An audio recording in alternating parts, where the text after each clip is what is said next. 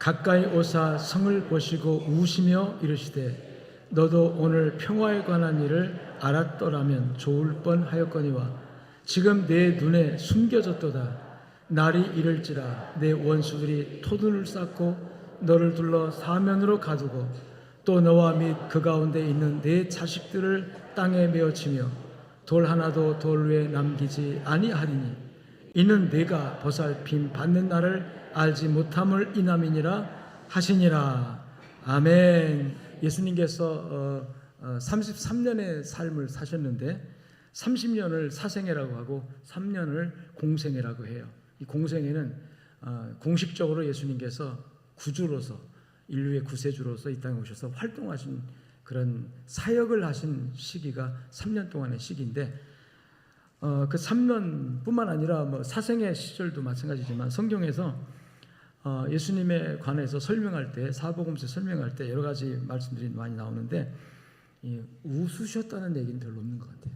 전 지금까지 예수님께서 뭐 호탕하게 기뻐서 막 웃으셨다는 표현은 성경에서 기록이 없어서 못 본 것 같아요. 물론 뭐 예수님이 왜 안 웃으셨겠습니까? 뭐 3년 동안 제자들과 동고동을 하시면서 웃을 일도 있었겠지만 성경에 그런 기록은 없어요. 그런데 반대로 울었다는 기록은 있습니다. 우셨다. 3번 있는데 첫 번째가 나사로의 무덤 앞에서 우시는 장면입니다. 나사로는 누굽니까? 예수님께서 요한복음 11장 11절에 보니까 내 친구 나사로가 잠들었도다. 잠들었다는 말을 그 당시 나사로가 중병에 걸려서 죽었다는 전가를 받아요. 주님 지금 병들었습니다. 빨리 오셔서 치료해 고쳐주세요. 막 이렇게 전가를 왔는데 주님께서 지체하고 좀 기다리잖아요. 그런 바람에 이제 다시 주님께서 갈 때는 이미 죽었어요. 그러니까 가시면서 내 친구 나사로가 잠들었다. 깨우러 가자. 주님께서 죽음을 잠든 것으로 묘사하시고 가서 깨우자 이렇게 말씀하시면서 무덤에 가셨는데 거기에 나사로의 누이 동생 마르다 마리아가 슬피 울며 오빠의 죽음 앞에서 절망적인 눈물을 흘리고 있고 또 같이 거기 서 있는 동네 사람들 유대인들이 또 함께 울고 있는 광경을 보시면서 마음이 참 안타까이 여기시고 민망히 여기셨다고 표현하고 그러시면서 무덤 앞에 서셔서 한번 따라합시다. 눈물을 흘리시더라. 눈물 흘린 게 뭐예요? 우신 거죠. 뭐 소리 내서 우셨는지 모르겠지만 어쨌든 눈물을 주룩 흘리시는 장면을 성경이 묘사하고 있습니다. 그래서 예수님께서 한 개인의 죽음, 특히 그 개인이 누구냐면 내 친구 나사로다 이렇게 표현할 정도로, 물론 요한복음 15장에 보면 예수님께서 내가 너희를 더 이상 종이라 하지 않고 누구라 하겠다? 친구라 하겠다. 우리 모두가 다 예수님 안에서 하나님 안에서 예수 그리스도를 믿고 영접하면 예수님의 친구가 되죠. 주님께서 너희를 종이라 하지 않겠다. 내가 너희를 친구로 삼겠다 했으니까 우리 주님과는 친구 관계가 되어졌어요. 그렇지만 그 친구도 친구 나름이죠. 예수님께서 나사로에게 뭐라고 하면 내 친구, 우리의 친구, 개인적으로 이 친근감을 표시하면서 내 친구 나사로가 지금 잠들었다, 죽었다, 우리 가보자 하고 초상집에 간 거예요. 가셔서 거기 우는 사람들, 그 가족들은 더할 나위 없이 슬프잖아요. 지금 오빠가 죽었는데 그것도 부모님도 안 계시고 오빠를 부모님처럼 그렇게 살던 두 누이 동생 마르다 마리아가 얼마나 가슴 아프게 울었겠습니까? 슬피 울었죠. 그리고 동네 사람들을 안타깝게 여기고 좀 딱하게 여기면서 울었는데 그 울음을 보시면서 주님께서도 무덤 앞에 서셔서 나사로 어디 두었느냐 하고 무덤으로 안내하니까 무덤 앞에 서서 주님께서 우시더라, 눈물을 흘리시더라 그랬어요. 여러분 지금 이 시대를 인간성이 메말라지는 시대라고 표현을 해요. 지금 오늘 우리 살아가는 사회를 정이 메말라지고 사랑이 식어지고 그래서 인간성이 상실되고 있다. 그래서 친구가 죽어도 이웃이 죽어도 마음에 안타까움이 없는 시대, 그런 시대가 온 것 같습니다. 옛날에는 지나가는 동네 개가 죽어도 아이고 막 끔찍이 알고 막 그랬어요. 지금은 뭐 동네 이웃이 누가 죽어나가도 뭐 그런 일 있나 보다, 앰뷸런스 삐어삐어 울고 가도 뭐 그런 일 있나 보다, 뭐 전혀 우리 마음들이 감각들이 굉장히 무뎌졌어요. 그렇지만 우리가 회복해야 될 이 눈물이 주님이 우셨던 것처럼 개인 관계성 속에서, 특히 친구라고 하는 건 관계잖아요. 관계성 속에서 오고 가는 정이 있고 그 정으로 말미암아 맺어서 우리가 살아가야 되는데 그 정 속에서 서로 상대방의 아픔, 친구의 아픔, 이웃의 아픔을 보고 함께 울 수 있는 여러분의 마음의 여유, 이게 사람됨이거든요. 이게 정이고, 이런 정들이 메말라지지 않기를 위해서 기도합시다. 그리고 혹시 내 마음이 자꾸 우리 말라지지 않는지, 내 마음에서 눈물이 사라지고 메말라지는 상태가 되면 우리 정말 자기를 돌아보면서 울어야 합니다. 하나님, 왜 이렇게 내 마음이 자꾸 강팍해지죠? 메말라지죠? 형제가 아픈데도 불구하고 전혀 내 감각이 없고, 내 이웃이 죽어나가도 전혀 나한테 감각이 없고, 그런 모습들에 관해서 여러분 자기 모습을 돌아볼 수 있는 계기가 되어졌으면 좋겠습니다. 예수님은 그래서 친구 나사로의 관계성 속에서 우셨다고 하는 말씀을, 그래서 로마서 12장 15절 말씀 보니까 즐거워하는 자들과 함께 즐거워하고 우는 자들과 함께 울라 그랬어요. 이것은 서로 사회를 구성하며 살아가면서 이웃의 아픔, 또 이웃의 슬픔, 눈물, 이런 것들을 같이 공유하고 같이 울어줄 수 있는 그런 마음들이 필요하다는 거예요. 할렐루야. 필요합니다. 아멘. 그래서 우리 교인들 간의 아픔이라든지 이런 걸 보면서 그건 내 일 아니니까 너 일이지 나 아무 상관없어, 그 무덤덤한 그런 마음이 아니라, 적어도 우리 공동체 안에 관계가 있잖아요. 그래서 우리 양정교회 교인, 또는 가정 안에서도 우리 가족, 이웃, 또는 우리 좀 크게 보면 우리 나라 국민, 우리 대한민국 국민들, 저 어느 곳에서는 지금 큰 이재민이 발생하는데 우리는 전혀 우리 일이 아니니까 난 아무렇지도 않아가 아니라 같이 아파하고 같이 슬퍼하고 같이 눈물을 흘릴 수 있는 그런 마음의 여유, 이런 것들이 오늘 우리에게 필요합니다. 예수님을 통해서 그걸 배울 수가 있고, 두 번째, 예수님께서 우셨던 눈물이 겟세마네 동산에서 인류의 죄값을 담당해야 할 그런 주님으로서 통곡하는 장면을 누가복음에서 표현하는데, 주님께서 겟세마네 동산에 올라가시면서 제자들과 함께 가시잖아요. 그러시면서 나와 함께 깨어있으라 하시면서 내 마음이 고민하여 죽게 되었노라, 이렇게 말씀하세요. 그리고 그러시면서 잠시 나와 함께 깨어있으라 라고 말씀하시고 조금 떨어진 곳에 가셔가지고 주님이 기도하시는데, 그 기도의 내용이 뭐냐면, 이 잔을 쓴 잔, 이 십자가에 쓴 잔을, 고난을 내게서 지나가게 하옵소서. 그냥 내가 감당할 수 없다는 얘기잖아요. 그러나 내 원대로 마시고 아버지의 뜻대로 하옵소서 하고, 하나님 앞에 자기 뜻을 내려놓고 하나님의 뜻이 이루어지기를 위하여 기도할 때 주님께서 어떻게 기도하냐면, 간절하게 기도하시는데 이마에서 떨어지는 땀방울이 떨어지는 핏방울처럼 느껴질 정도로 이렇게 뚝뚝 땀이 떨어지는, 더 힘쓰고 애써서 기도하는 그 장면이 성경에 기록이 되어 있습니다. 그래서 겟세마네 동산에서 우셨던 예수님을 말씀하는데, 이 장면에 관해서 히브리서 5장 7절에서 어떻게 설명하냐면, 그는 육체로 계실 때에 자기를 죽음에서 능히 구원하실 이에게, 따라합시다, 심한 통곡과 눈물로, 통곡과 눈물이라고 표현하고 있어요. 요 히브리서 5장 7절의 말씀은 예수님이 겟세마네 동산에서 인류의 죄값을 앞에 두고 십자가를 져야 되는 그 고난에 쓴 잔을 마셔야 되는 상황 속에서 하나님과 영적으로 기도를 씨름하는 겁니다. 인간 예수, 육신을 입으신 예수님은 이 십자가에 쓴 잔을 피하고 싶은 거예요. 그래서 할 수만 있으면 이 잔을 지나가게 하옵소서. 그러나 내 원대로 마시고 아버지의 뜻대로 하옵소서. 내 고집과 내 생각을 내려놓고 아버지의 뜻 앞에 내 의지를 굴복시킬 때 나오는 통곡입니다. 그때 주님께서 심한 통과 눈물로 하나님께 기도를 올렸다 그랬어요. 여러분, 하나님 앞에 대면하여 기도할 때 이 눈물이 여러분들에게 회복되기를 주님 축원합니다.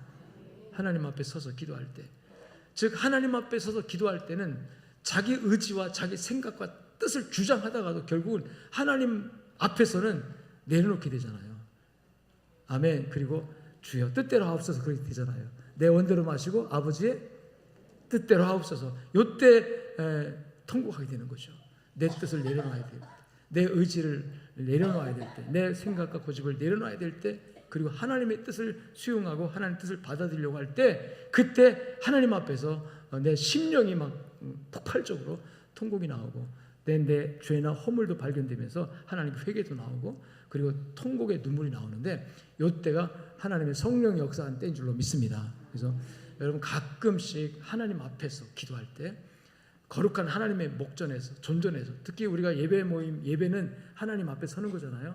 하나님 앞에 내가 딱 설 때 내 허물이 발견되고 내 부족함 발견되고, 그러면서 또한 하나님 앞에 내 고집이 막 또 이렇게 생각이 막 주장되어지고, 그럴 때 하나님 앞에 서면 우리가 뭘 가지고 나올 수 있겠어요?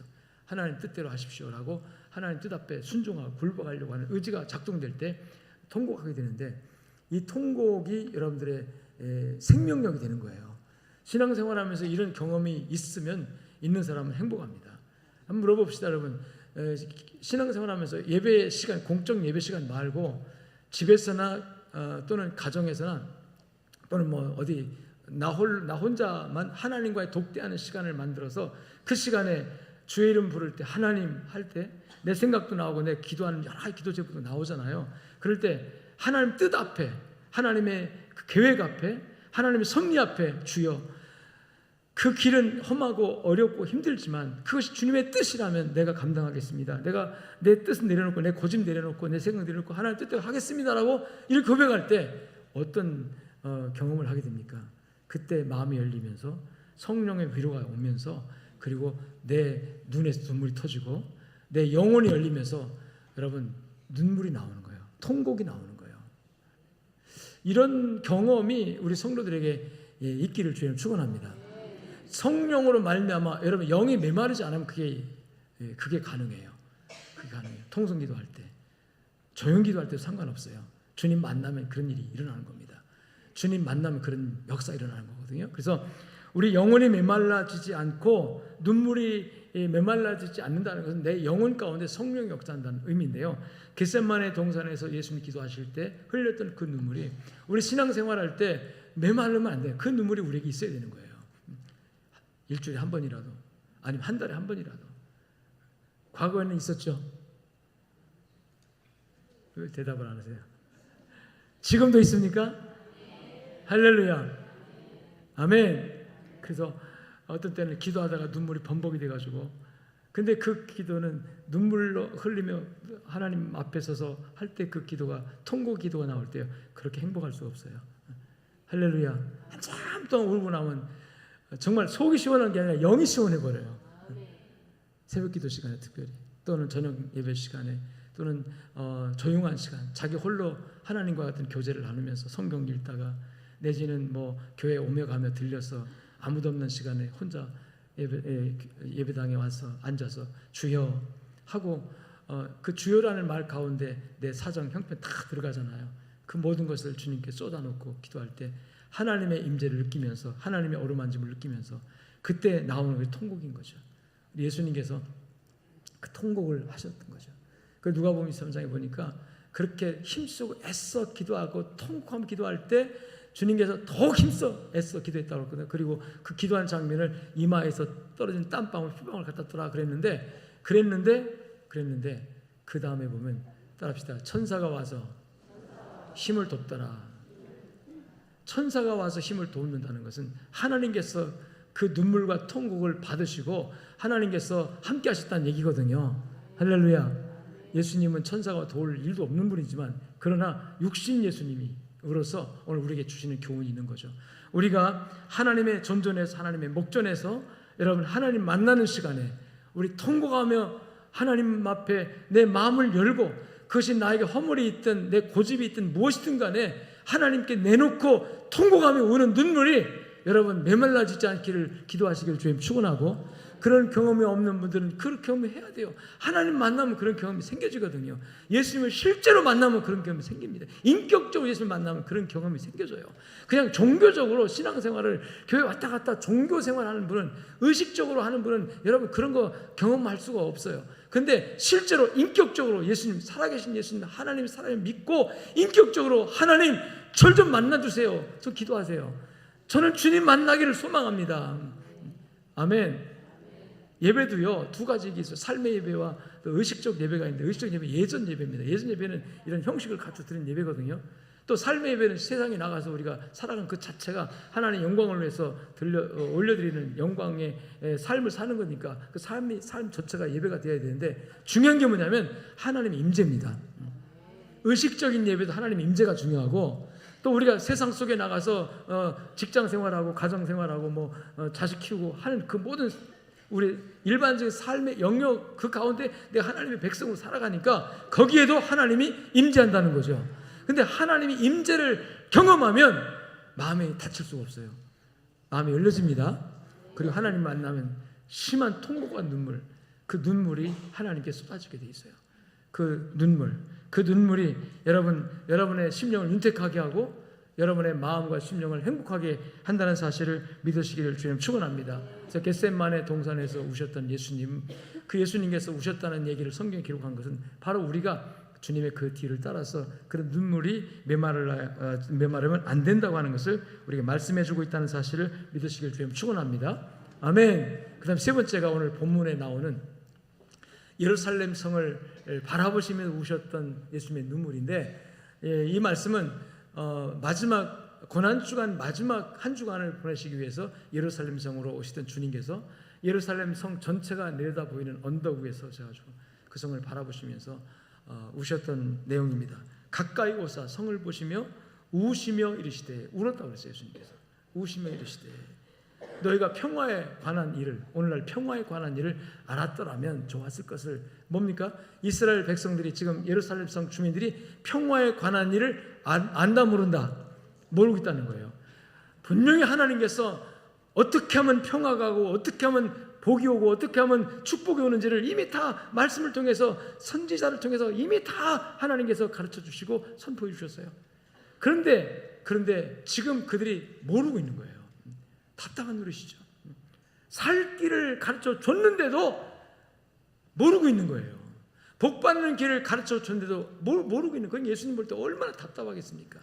오늘날 너희가 평화에 관한 일을 알았더라면 좋을 뻔하였거니와 지금 내 눈에 따라합시다. 숨겨졌도다. 선포가 됐는데 길이 있는데 눈이 멀어서 안 보이는 거예요. 이게 복을 받고 여러분 크게 정말 하나님께 축복받을 길이 열려 있는데 문제가 뭐냐면 길이 없는 게 아니라 그 길을 보지 못하는 이 답답함이 있는 거죠. 예수님 볼 때. 그러시면서 앞으로 날이 이를 것이다. 무슨 날입니까? 원수들이 토둔이란 말은 성을 정복할 때 그 성 밖에다가 언덕을 쌓고 성을 공격하는 거예요. 밑에도 공격이 힘드니까 성보다 더 높게 언덕을 쌓아놓고 흙으로 쌓아놓고 거기서 이렇게 공격하는 토둔.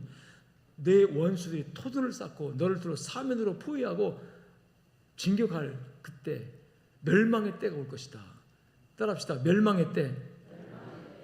그러니까 예수님 눈에는 지금 보이는 겁니다. 예수님 눈에는 예루살렘 성이 지금 평화로운 것 같지만 지금 평화로운 것 같은데 주님 볼 땐 평화 없는 거예요. 앞으로 몇 년 후에, 앞으로 얼마 후에 원수들이 사방으로 와서 포위하고 토둔을 쌓고 총공격해서 이 성이 망할 때가 지금 다가오고 있다는 거죠. 미래를 바라볼 때 이 성이 지금 참담한 일이 앞으로 준비되어 있고 오고 있는데 지금 그 성에 살고 있는 사람들은 알아요, 몰라요? 몰라요. 이 얼마나 답답한 노릇입니까? 이 답답한 게 예수님께서 우신 거예요. 성경에 표현은 없지만 아마 가슴을 치면서 우셨을 겁니다. 예루살렘 백성들 하시면서. 그러면서 예수님께서 이 예루살렘을 향해서 우시던 예수님께서 여러분 누가복음 13장 34절에 보니까 예루살렘아 예루살렘 하시면서 한번 같이 읽어봅시다. 시작. 예루살렘아 예루살렘아 선지자들을 죽이고 내게 파송된 자들을 돌로 치는 자여 암탉이 제 새끼를 날개 아래 모음같이 너희가 너희 자녀를 모으려 한 일이 몇 번이냐? 그러나 너희가 원하지 아니하였다.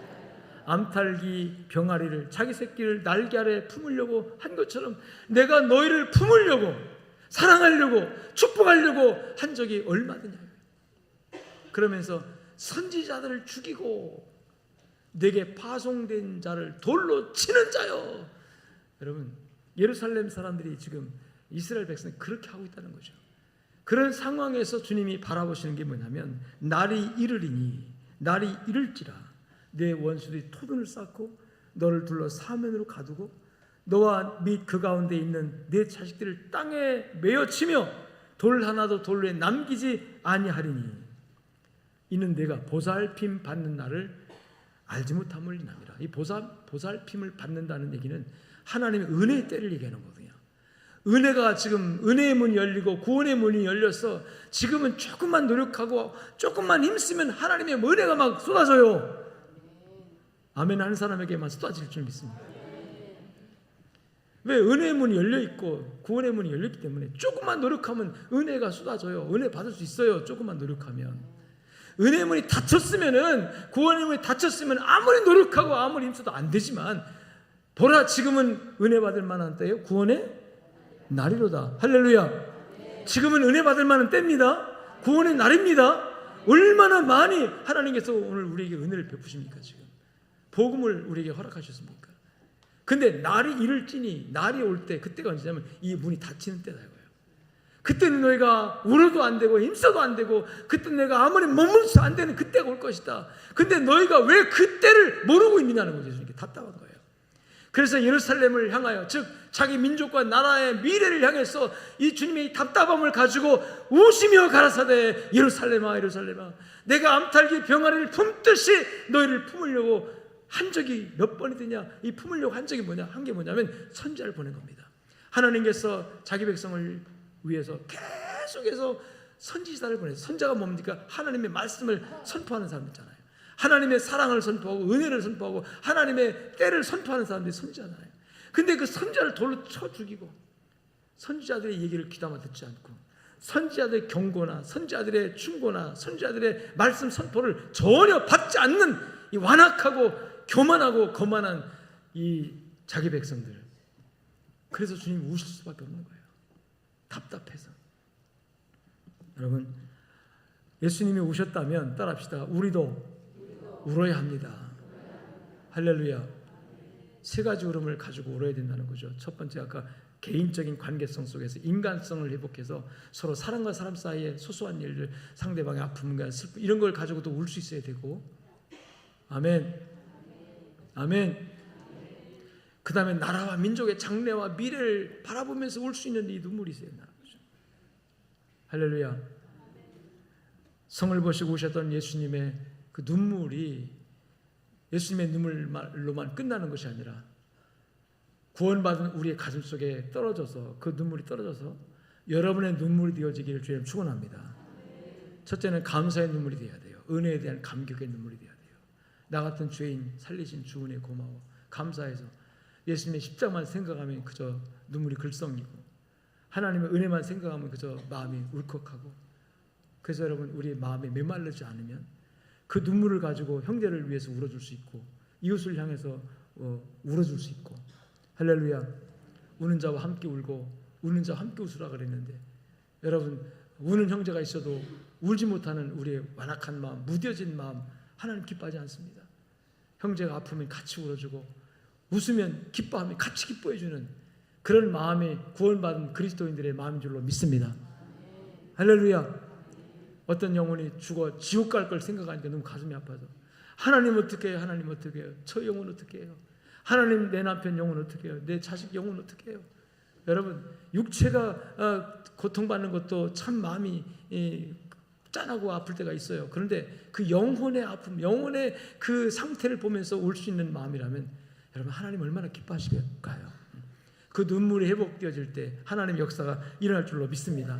개인적인 친분을, 관계성 또는 인간 관계성 속에서 인간성이 메말르지 않아서 눈물이 회복되어야 하고, 나아가서 이 나라와 민족의 미래와 장래를 바라보면서 울 수 있어야 될 줄로 믿으시기를 주님 축원합니다. 주님은 통곡하며 울었습니다. 예루살렘을 향해서 울었습니다. 온 인류를 위해서 울었습니다. 겟세마네 동산에서 심한 통곡과 눈물로 울었습니다. 힘쓰고 애써 간절하게 통곡하며 울고 또 울었습니다. 이게 예수님의 사역이었습니다. 히브리서 4장 15절 보니, 우리에게 있는 대제사장, 예수님 대제사장이잖아요. 제사장은 우리 연약함을 채울하지 아니하신 자가 아니요, 예수님은 우리 연약함을 다 감당하시고 연약함을 아시고 경험하셨기 때문에 우리를 위해서 울어주시는 분이 주님이세요. 그래서 그 주님의 눈물이 오늘 우리에게는 은혜가 되는 줄로 믿습니다. 주님이 우셨기 때문에 우리는 웃을 수 있는 거예요. 주님이 우셨기 때문에 우리가, 그 주님의 눈물 때문에 우리가 구원받아 하나님의 자녀로 축복을 받게 된 줄로 믿습니다. 그래서 여러분, 하나님 앞에 서서 우리의 눈물이 메마르지 않기를 위해서 기도해야 합니다.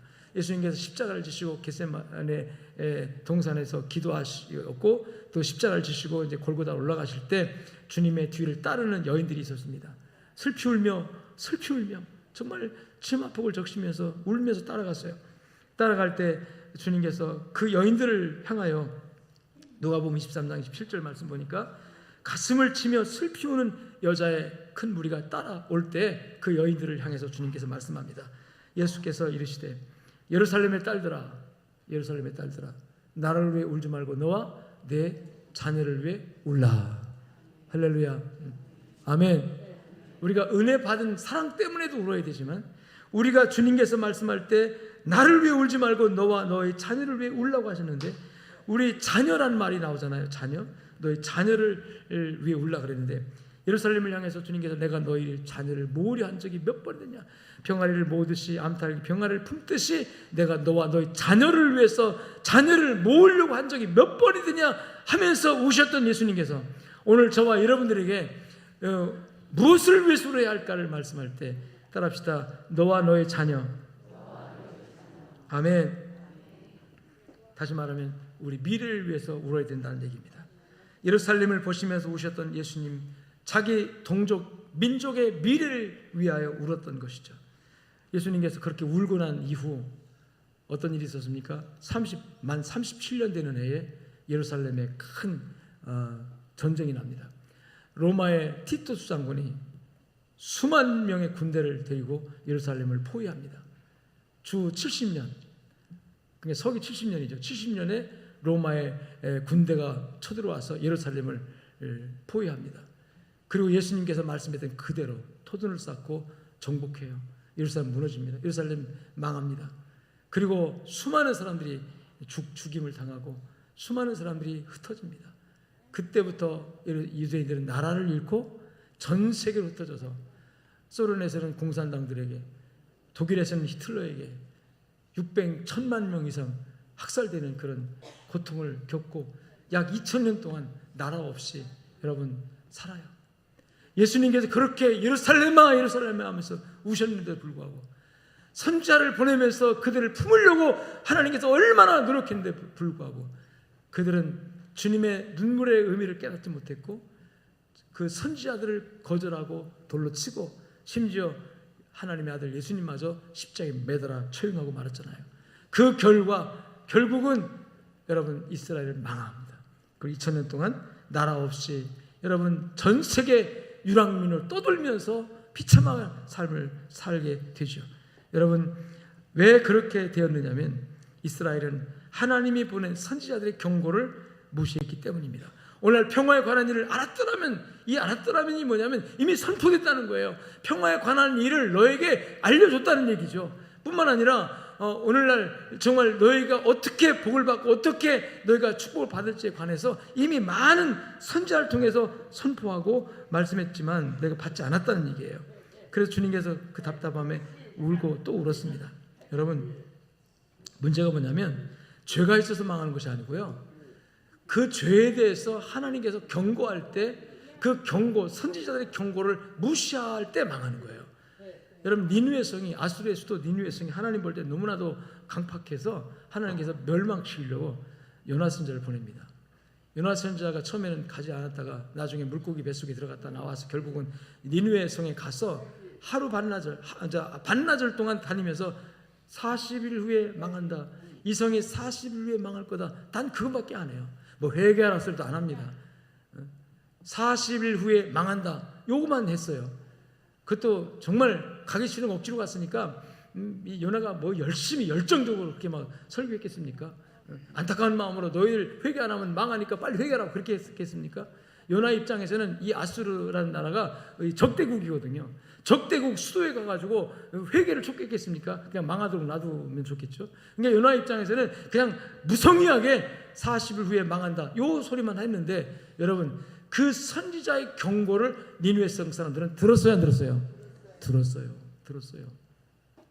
왕으로부터 국민들 한 사람 다, 심지어는 집에서 키우는 새끼 그 가축까지 금식하면서 베옷을 입고 죄를 뒤집어 쓰고 하나님께 회개했어요. 그때 하나님께서 그 성을 살렸습니다. 심판하지 않았어요. 죄가 없어서 심판하지 않은 게 아니라 40일 후에 하나님께서 이 성을 완전히 진멸하려고 멸망시키려고 작정했지만, 그래서 선지자들을 보내서 경고할 때 그 성이 그 경고를 받아들이니까 하나님께서 뜻을 돌이켜서 심판하기로 했던 심판을 바꿔서 살려준 줄로 믿습니다. 여러분, 오늘날 이 시대에 우리에게 어떤 경고가 있습니까? 우리 자신들에게 뿐만 아니라 우리 나라와 민족 위에, 한국 교회에 어떤 경고가 있습니까? 저는 알았더라면이라는 이 주님의 말씀 속에서, 그 다음에 하나님의 선지자를 너희가 죽이고 라는 주님의 말씀 속에서 오늘날 이 시대를 향해서 주님이 오신다면 무슨 말씀하실까 생각을 해봤어요. 역시 마찬가지로 이 시대 사람들 경고를 받지 않는다. 성도들도 경고를 잘 받지 않고, 세상 사람도 경고를 받지 않고 경고를 안 받아요. 하나님의 말씀을 안 들어요. 하나님의 경고를 안 받아요. 귀에 듣기 좋은 말은 아멘 잘 받아요 그냥. 그런데 좀 거북하고 듣기 싫은 말은 안 들어요.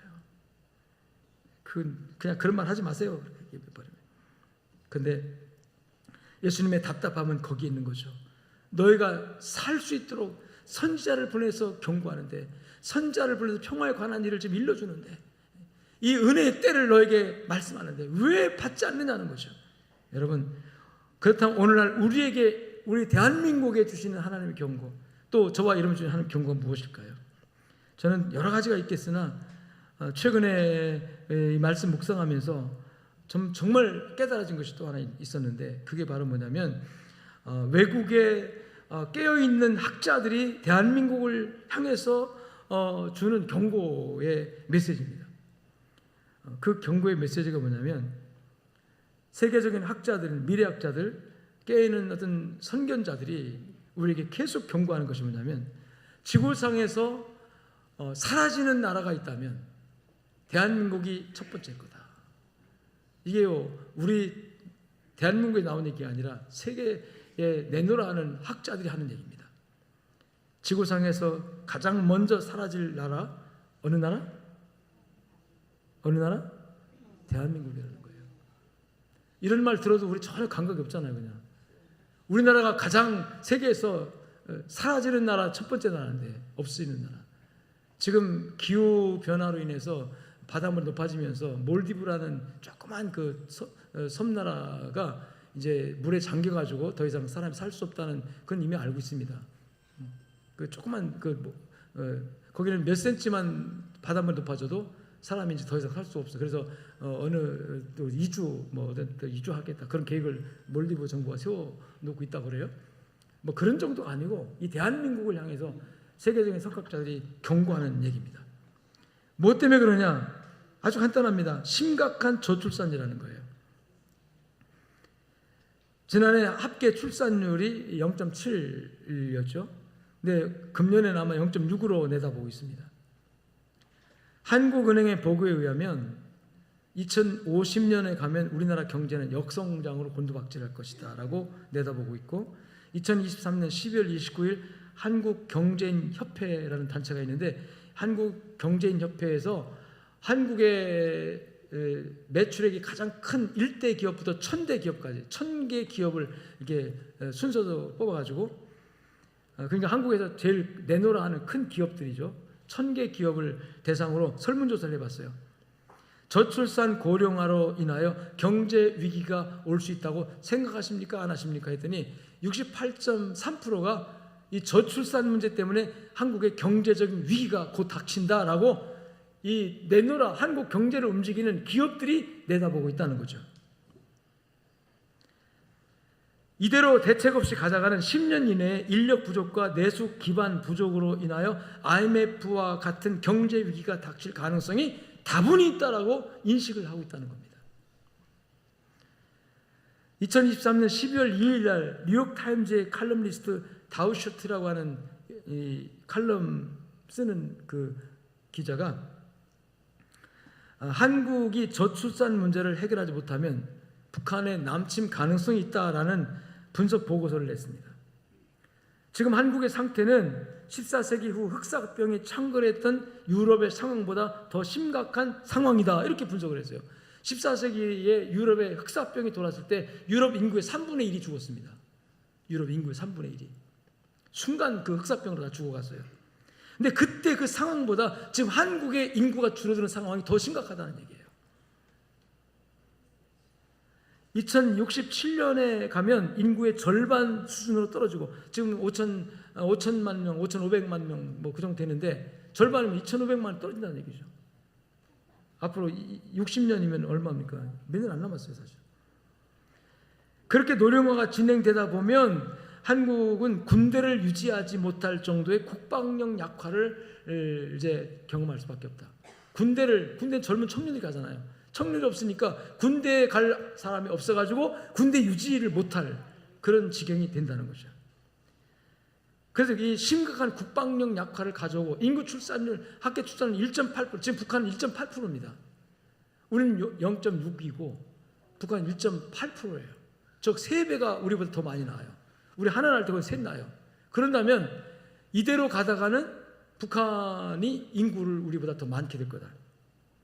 그런 시점이 왔을 때 북한에서 다른 요인 다 제거하고 핵폭탄을 가지고 다 상관없이 인구 문제만 가지고 보더라도 북한이 우위를 점하게 되고 그때 남침할 가능성이 다분히 있다라고 이 사회 전문가가 분석을 했어요.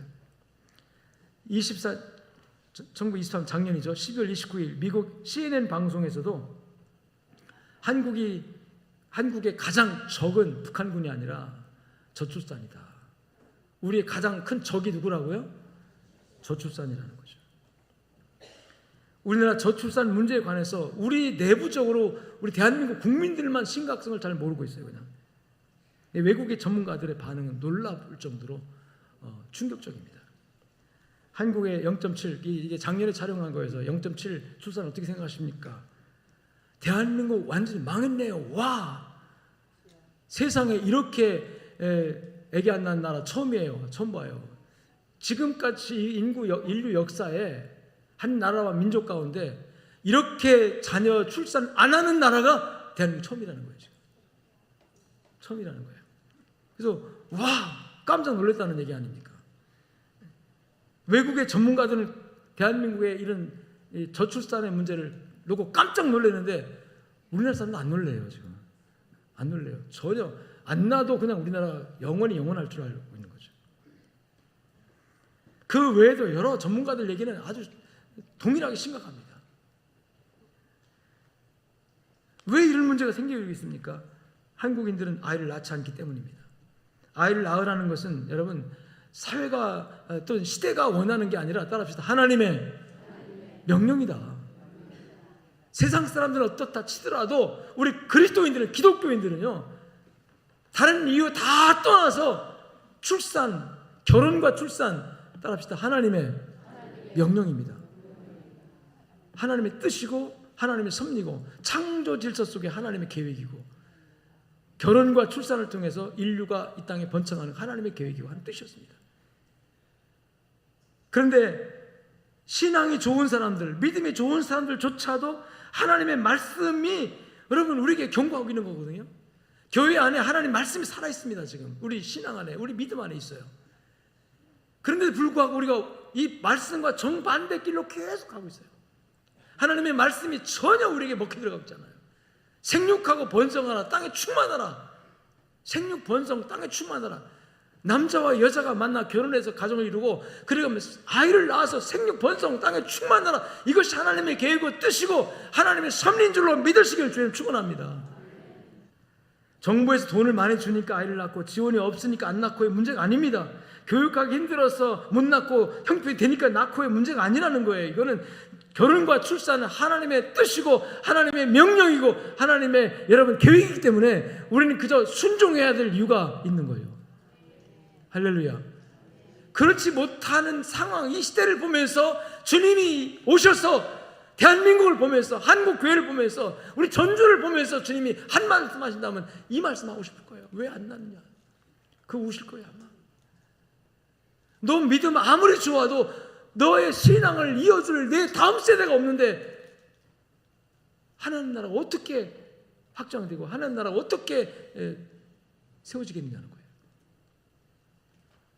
그래서 우리 기도하면서 낳는 운동해야 됩니다. 낳도록 도와주고 격려해주고 위로해주는. 저는 8남매를 낳았는데요, 우리 동생들 낳을 때마다 동생이 수군댔어요. 이 가난한 집에서 왜 이렇게 얘기를 많이 나. 저는 장남이니까 이제 그런 소리 들을 때 있잖아요, 어렸을 적에. 그러면 우리 할머니가 그 변호를 합니다. 그런 소리 하지 말라고. 다 지 먹을 거 지가 가지고 나온다. 우리 할머니 말씀이 맞는 것 같아요. 정말 우리 집안, 저 어렸을 때 가난했는데 굶은 적이 없어요. 다 하나님께서 지 먹을 거 지가 가지고 나오게 하셔가지고. 할렐루야. 그러니까 어떻게 키울까, 어떻게 키울까 걱정하지 말라는 얘기예요. 하나님께 맡기고 주어진 환경과 여건 속에서 너무 욕심부리지 말고, 너무 경쟁시키지 말고, 하나님의 창조 섭리에 따라서 성경적 교육을 시키면요, 그 아이들을 하나님이 키워주십니다. 아이고 목사님 지금 결혼하고 싶은데 집을 준비를 못했죠. 아니 옛날에는요, 뭐 이렇게 뭐 갑질한다고 할지 모르겠지만 옛날에는 집 없어 결혼 다 했어요. 월수방 살면서 결혼했어요. 자격도 나왔어요. 그래서 할렐루야. 여러분, 형편과 사정이 어떻든 어찌하든 간에 우리는 하나님의 명령, 하나님의 말씀이라는 사실 앞에 순종해야 될 줄로 믿습니다. 선지자의 소리가 밖에서 들리는데, 외국에서 들리는데, 우리 안에 하나님의 말씀이 있는데 우리가 무감각하고 있는 거예요. 지금 아주 오죽 답답하면 하나님께서 좀 세계 유럽 학자들을 통해서 한국에 대해서 경고하고 있습니까? 당신들 나라 한 20년 후에는 망합니다. 망합니다. 경제 위기입니다. 안보 위기입니다. 여러분, 이런 경고가 막 들리고 있는데 우리만 모르고 있는 거예요. 그리고 우리 안에 뭐가 있어요? 하나님 말씀 있잖아요. 우리 안에 하나님의 말씀이 살아있잖아요. 하나님의 말씀은 지금도 변함없이 생육하고 번성하라, 땅에 충만하라. 그것이 복이다. 할렐루야. 여러분, 이런 물건 어느 회사 하나 만들었다고 칩시다. 우리나라는 지금도 고작 8에 5천만 개 팔 수 있어요. 근데 중국은요, 이거 그 나라에 14억 개를 팔 수 있어요. 그럼 14억 개 팔 수 있는 나라에서 장사하는 것이 되겠어요? 5천만 개 파는 나라에 장사하는 것이 더 돈 벌겠어요? 인구가 경제 논리 속 굉장히 중요한 위치를 차지하는 거죠. 그렇게 본다면 경제 논리로 봐도 여러분, 경제가 부흥하고 발전하려고 하면 여러분 경제가 살아나고 발전해야 우리가 잘 살고 잘 먹고 하는 거잖아요. 여러분이 그렇게 원하는, 잘 살고 잘 사는 거. 앞으로 인구가 점점 없어져 가지고 이제는 지금 아파트값 여러분 한 10억 합니까? 예코시티 아파트 뭐 10억 합니까? 앞으로 10년 20년 후에는 그거 완전히 떨어집니다. 다 들어갈 사람이 없는데요. 대한민국에 이 수많은 집들 들어가 살 사람이 없는데 이 부동산가격이 올라가겠냐는 거죠. 이제 앞으로 부동산 그렇게 투자하지 마세요. 거기다가 너무 집 사는데 그렇게 하지 마세요. 사람을 키우는데 여러분 노력하시기 바랍니다. 그거 해봤자 여러분 정말 좋은 집 가서 살려고 그냥 있는 일 없는 일 정말 하나님께 헌금도 못하면서 다 해봤자 그 나중에 다 쭉 떨어져 가지고요. 세상 말로 무슨 폭락하는 시대가 와요. 그건 학자들이 내다보는 것입니다. 여러분, 유대인들은 예수님을 십자가에 못 박으면서 이런 말을 해요. 죽여라, 예수를 죽여라 그러면서 그 핏값을 우리와 우리 자손에게 돌려라 이렇게 말해요. 정말 저주스러운 말을 그들은 그렇게 쉽게 했어요. 그래서 그 자손들이 어떻게 됐습니까? 오늘 우리가 나도 모르게 우리 국가의 미래, 민족의 미래에 잘 되고 잘 되는 쪽으로 우리 자녀들을 이렇게 해야 되는데, 얘들아 낳지 마라, 힘드니까 집도 안 가는데 뭐야 자식을 낳으려면, 이런 풍조로 왔단 말이에요 지금까지. 그래서 우리가 감당해야 할 몫이 뭡니까? 이 나라가 큰 어려움을 겪을 수밖에 없는 위기가 올 수 있다는 거죠. 여러분, 우리 출산을 위해서 기도하고, 우리 청년들 결혼을 위해서 기도 많이 하고, 청년들은 빨리빨리 결혼하고 빨리빨리 아기 낳고 해야 돼요. 하나님께서 크게 축복하시기를 주여 축원합니다. 또 하나는 낳지 않아서 다음 세대가 없는 것도 우리가 울어야 될 문제지만, 또 하나가 있어요. 그나마 있는 그 다음 세대가 말씀으로 잘 키워주고 있는가? 그나마 있는 우리 자녀 세대가 내가 가지고 있는 믿음이 그대로 물려져 가고 있는가? 이거 큰 문제입니다. 근데 개인적으로 여러분 다 다르겠지만 사회 현상으로 볼 때 그렇지 못하다는 거예요. 이 사회가 지금 어떻게 가고 있냐면 이 사회가 극단적으로 반성경적, 반기독교적으로 좀 흘러가고 있어요. 아주 극단적으로 갑니다. 선지자들의 경고를 무시하는 나라가 되어버렸어요. 우리가 깨어있지 않고 이대로 가다가는 우리 다음 세대가 어떤 심판을 받을지 우리가 상상을 할 수가 없습니다. 거룩한 방파제에 전국에서 한 20만 명 모였는데 우리 교회 교인들도 몇 명 가가지고 거기서 또 같이 기도한 분들이 있었습니다. 깨어있는 성도들, 그들이 활동하는 것에 대해서 우리가 같이 기도하고 이런 시대에 정말 하나님 앞에 같이 울면서 기도해야 되는 그런 상황이에요. 우리는 축복의 시대를 살고 있습니다. 나라도 민족도 이만큼 된 것, 지금 우리가 세계 10위권에서 모든 은혜와 혜택을 누리고 있습니다. 근데 다음 세대 어쩌라고요? 우리 다음 세대 그나마 태어나지도 않아서 이제 나라가 문을 닫아야 되는 그런 일이 올 수도 있는 가능성을 외부에서 선지자들이 경고하고 있는 거예요. 지금 외부에 깨어있는 사람들이. 그리고 우리 그나마 있는 우리 청소년 세대가 잘못된 비성경적인 이런 사상과 이런 어떤 신념에 의해서 잘못 인도되어지고 있는 이것들. 근데 우리는 거기에 대해서 잘 깨닫지 못하고 있죠. 아마 예수님께서 오셔서 우리를 바라본다면 안타까우실 거예요. 아마. 신앙의 유산을 물려줄 다음 세대가 없다는 것, 이것이 큰 저주입니다. 자녀를 낳지도 않을 뿐더러 있는 자녀들조차도 세상의 잘못된 사상과 반성경적이고 비기독적인 문화에 다 뺏겨버리고 있는 거죠. 그래서 예수님이 우셨던 것처럼 저와 여러분들도 울어야 될 줄로 믿습니다. 울어야 돼요. 하나님, 이 나라를 살려달라고, 이 나라를 불쌍해달라고. 한 세대가 지난 후에 그 다음 세대가 왔을 때 이 나라 백성들이 급격하게 하나님을 떠나면 하나님의 심판이 오게 될 수밖에 없어요. 이 저출산이 저주입니다. 사실은 이대로 가다가는 나라 문 닫게 되거든요. 그리고 그나마 있는 우리의 다음 세대가, 우리 청년들이 이런 보수적인 얘기하면요 귀담아 듣지 않아요. 꼰대라고 합니다. 지금 시대가 그렇지 않아요. 세상이 변했어요. 그러면서 안 들어요. 하나님의 말씀을 안 들어요. 하나님. 이런 시대를 보면서 여러분, 우셨던 주님, 그 눈물이 저와 여러분들에게도 여러분 생겨지기를 주님 축원합니다. 주님 우셨는데 우리는 전혀 느낌이 없다면 주님을 따르는 사람이 아니겠죠. 주님이 우시면서 가신 그 길을 우리도 울면서 가고 우리나라, 우리 민족이 하나님 앞에 세워지는 나라가 될 수 있도록 기도하는 여러분 되시길 주님 축원합니다. 6월달 보훈의 달, 헌신의 달입니다. 나라를 위해서 울어야 되고 민족을 위해서 울어야 되고 북한의 동포들을 위해서 울어야 되고 또는 내 개인적인 친분 관계에 있는 어떤 이의 아픔이나 슬픔이나 우리 교회도 얼마나 많은 분들이 힘들어하는 일들을 많이 겪고 있잖아요. 그런 개인적인 인간 관계성 속에서도 인간성이 여러분 상실되지 않도록 항상 내 마음이 따뜻함과 온유함으로 그들과 함께 울고 함께 또 기뻐하고 하면서 나라와 민족의 아픔을 또 미래의 여러분 상황을 보면서 함께 울 수 있는, 나를 위해 울지 말고 너와 내 자녀를 위해 울라 하신 주님의 말씀을 가슴에 간직하고 눈물이 회복되는 여러분 되시길 주의 이름으로 축원합니다. 하나님 감사합니다. 우리 이 시대를 주님이 바라보시고 말씀하신다면 무슨 말씀 하시겠습니까?